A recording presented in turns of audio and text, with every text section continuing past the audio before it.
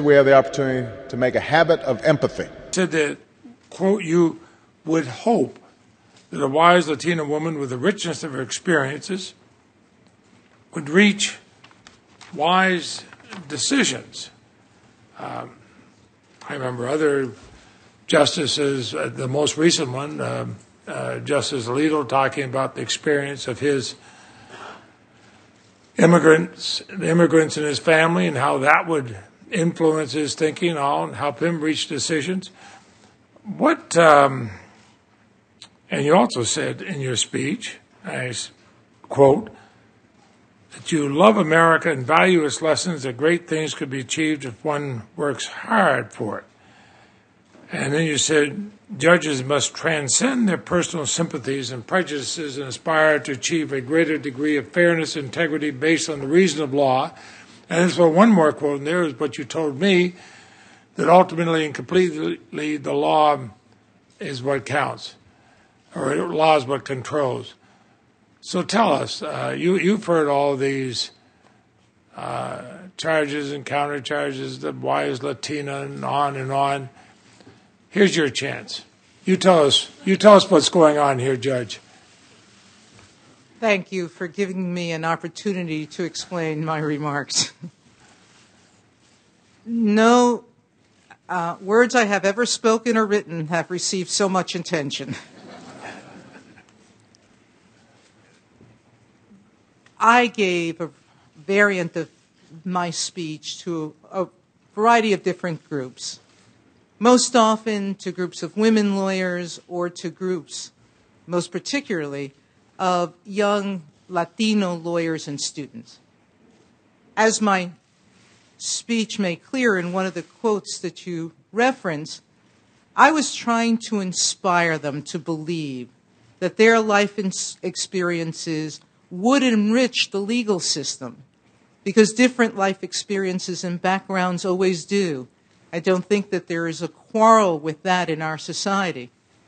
I was also trying to inspire them to believe that they could become anything they wanted to become, just as I had.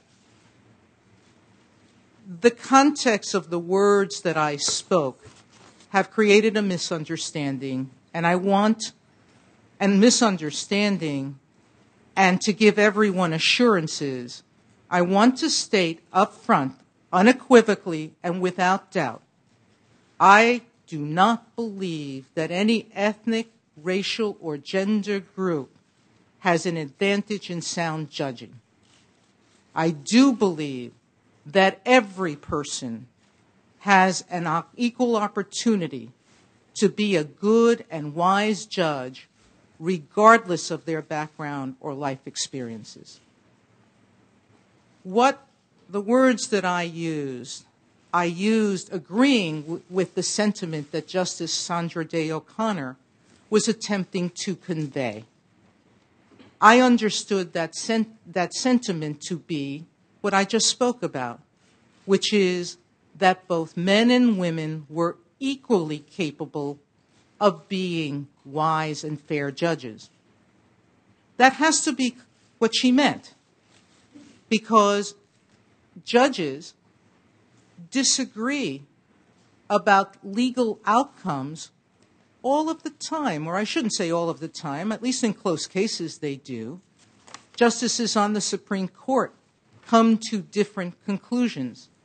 It can't mean that one of them is unwise, despite the fact that some people think that. So her literal words couldn't have meant what they said. She had to have meant that she was talking about the equal value of the capacity to be fair and impartial. Well, and isn't that what you've been on the bench for 17 years? Have you set your goal to be fair and show integrity based on the law?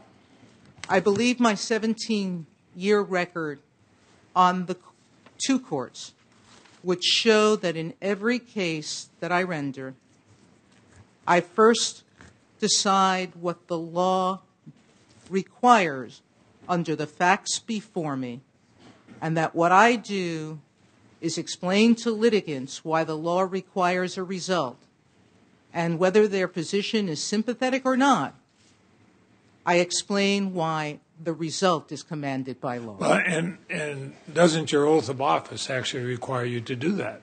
That is the fundamental job of a judge.